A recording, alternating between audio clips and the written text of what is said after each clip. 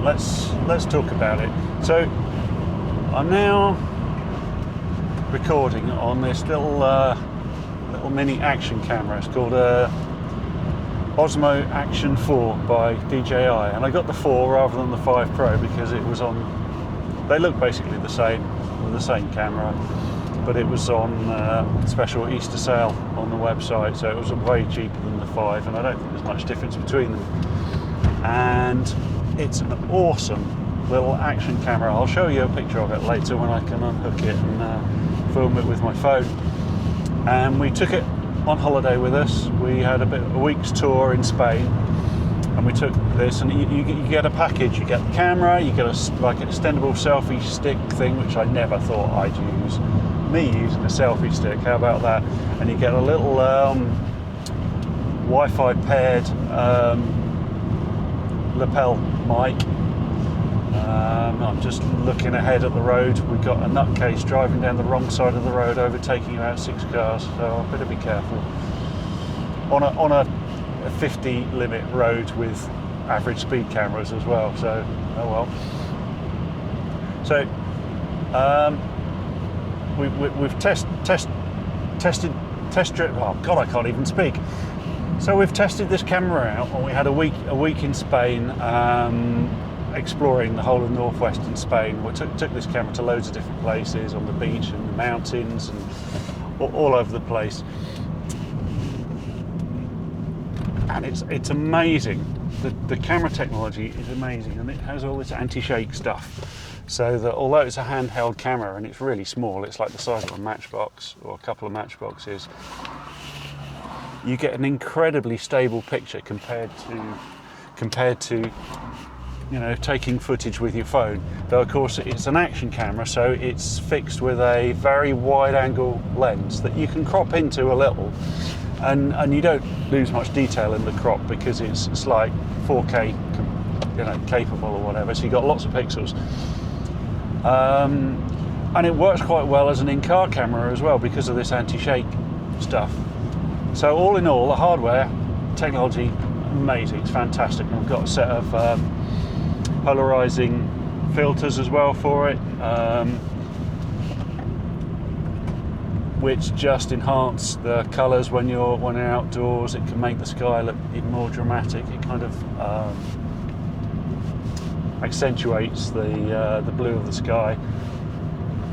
But when I first got this camera, and maybe we'll do some unboxing footage, when I first bought it a month or so ago now, opened it up, powered it up, and you get that little battery pack, 3 batteries in it. Powered it on, and it said bypass registration, you've got 5 times remaining.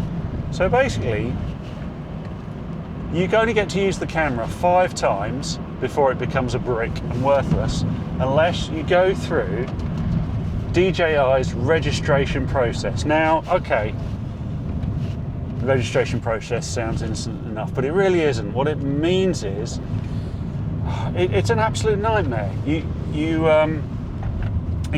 camera displays a QR code which will supposedly take you to the registration process. It doesn't. It takes you to the DJI website, which has a video on it which tells you how to do the registration process, and you watch the video and that tells you nothing.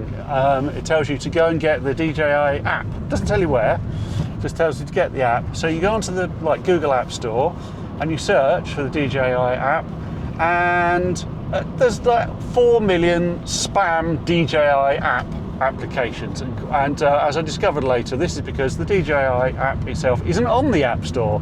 It's not there, so that void is taken up by all this spam. So I ended up accidentally installing I think it is another official DJI application, but it doesn't allow me to register the camera. It's purely a marketing website app that just reels adverts at you, and it's enormous. It's got all these advert videos built into it. It's 2 gigabyte download or something, I can't remember. It's enormous, absolutely ridiculous. So and it crashes. It crashed my phone, so I had to uninstall that, and eventually, I think using ChatGPT or whatever, I discovered that hidden away on the DJI website is the actual app that you have to use, otherwise your camera becomes worthless and becomes a brick.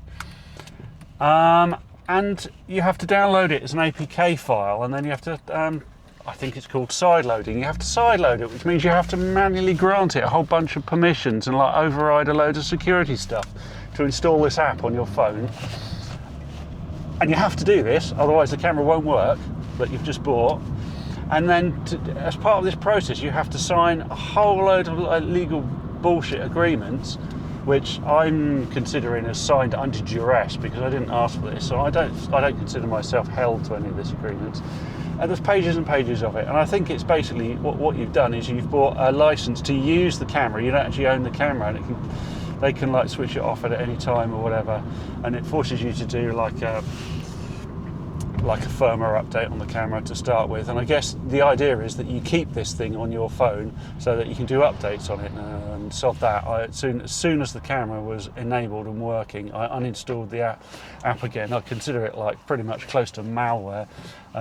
So I was kind of borderline going to send this thing back, to be honest, and I discovered that like there's almost no discussion of this on the like YouTube reviews of this camera, but I did find one other channel where they highlighted this issue and they basically sent it back as not fit for purpose.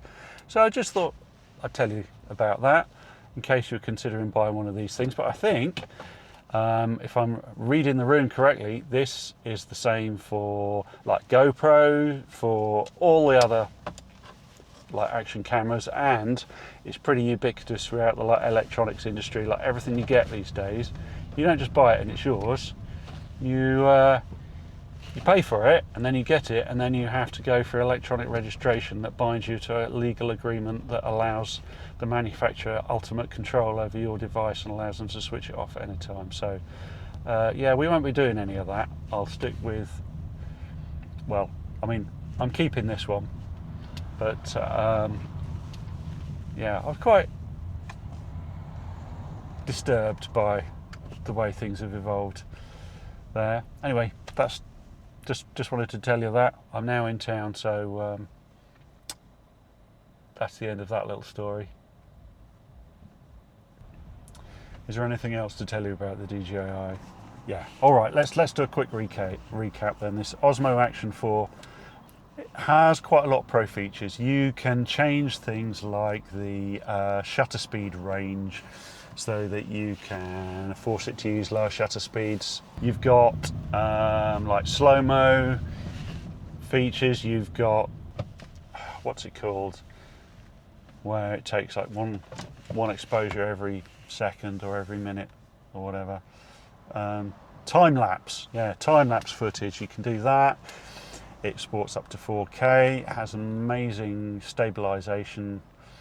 The battery lasts a very long time. You get a little pack with 3 batteries that charge serially that you can plug in and take with you in your backpack.